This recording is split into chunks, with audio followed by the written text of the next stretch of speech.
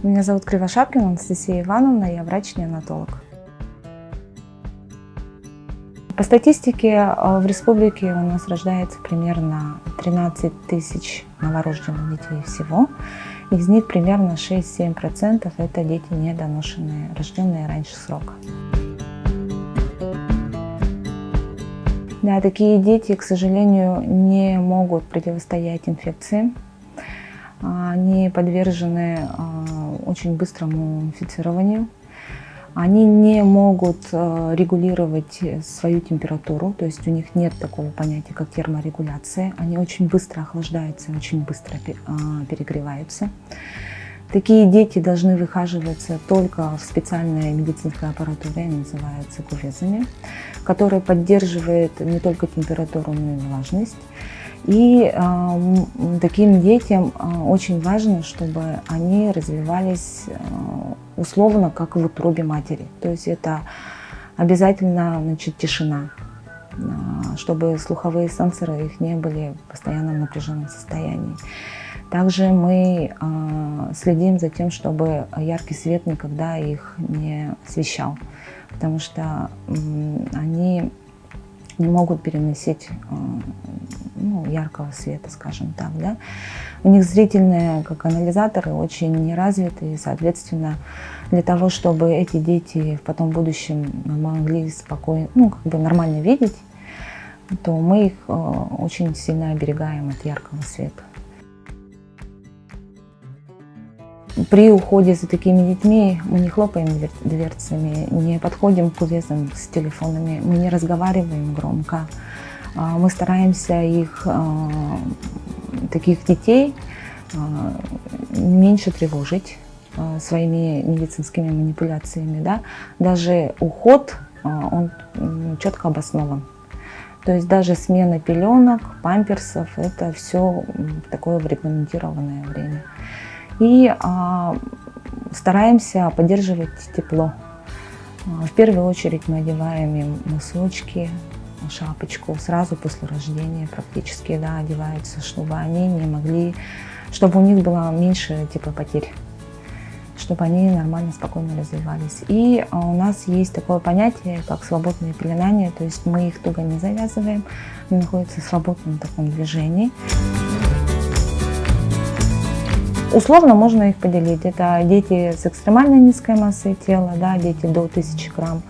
Есть дети до 2 килограмм, они более, скажем, более доношенном сроке. Да. Есть такое понятие, как поздние недоношенные дети. Это с 34 недель гестации до 37 недель. Это называемая группа поздних недоношенных детей. Такие дети, они более активные, более приспособлены, скажем так, да, и им не нужны такие особые условия для выхаживания. Конечно же, у них есть тоже ряд проблем, но они могут находиться, например, совместно с мамами. Для оказания медицинской помощи работает огромная команда.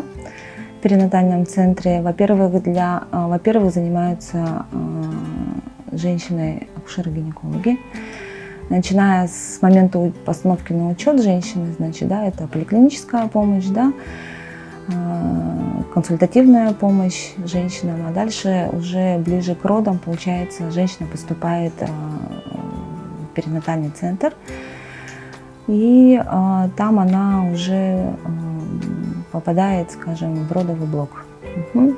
И помогают ей, конечно же, акушеры-гинекологи, и они решают вопрос о родоразрешении. Если это касается маленьких сроков, да, по беременности, то, конечно же, бывают такие моменты, что это экстренно, работает бригада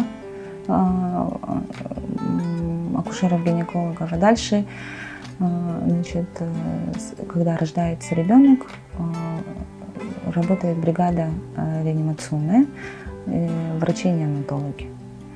Достаточно большая команда, и весь перинатальный центр, конечно, он направлен на то, чтобы оказать высококвалифицированную помощь и женщине, и родившемуся ребенку.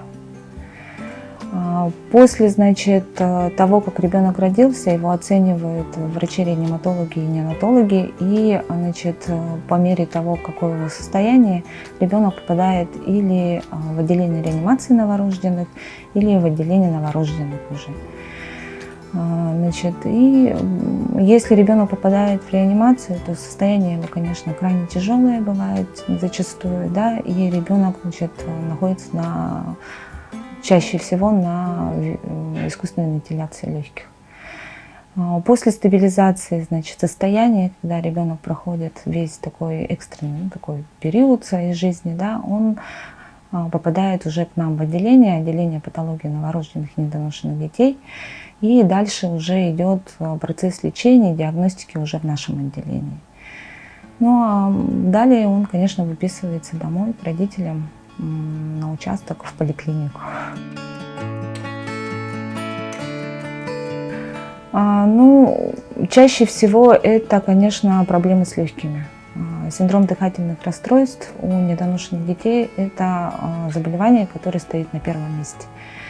Далее, значит, сама недоношенность его степени, да, и такие дети зачастую, конечно же, страдают врожденными пороками сердца. У них бывают нарушения со стороны центральной нервной системы. У них могут быть какие-то хирургические патологии, да, и, ну, это, в общем, все индивидуально, и чаще всего, конечно, в первую очередь, это органы системы дыхания. Самая отличительная черта – это трудолюбие. И огромная любовь к своей профессии. А по чертам характера я бы сказала, что это неспешность, спокойствие и очень такая, как сказать, скрупулезность работы. Ну и, конечно же, мы работаем не только с детьми, с новорожденными детьми, но и тесно контактируем с мамами. И зачастую мы, конечно, бываем не только врачами, неонатологами, но и психологами. И стараемся как можем помогать родителям.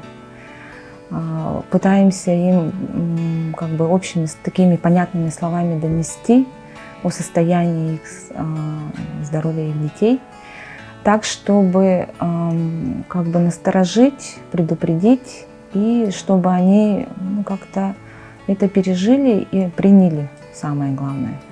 Потому что зачастую бывает, что женщина не готова рожать недоношенного ребенка. Она не понимает, почему с ней это происходит. И зачастую приходится ей много-много раз объяснять, что это не конец света, что недоношенный ребенок – это не крест, что недоношенные дети, они очень хорошо отзываются к лечению, диагностике, каким-то другим мероприятиям, да? Что такие дети, они после того, как они, скажем, выздоравливают, да, они становятся такими же, как и все остальные. Они очень быстро догоняют своих сверстников, зачастую, в большинстве своем случаев, да, если не касается каких-то очень тяжелых осложнений или поражений, да, или заболеваний. Очень болезненно переношу это на самом деле. Как-то со временем привыкаешь, конечно, да, но когда ребенок лежит не неделю, а месяцами, а бывает, что по 3-4 месяца этот ребенок находится у нас в отделении, тут уже прикипаешь к этому ребенку не только потому, что он твой пациент. Практически это как твой ребенок. И даже на выписку не хочется отдавать, если честно. Бывают такие моменты. Что делать, это такая жизнь.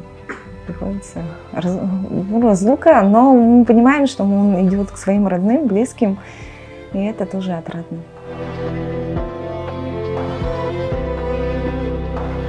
Родители отправляют фотографии своих детей, какие они были в реанимации у нас в отделении патологии новорожденных, какие они были маленькие, беззащитные.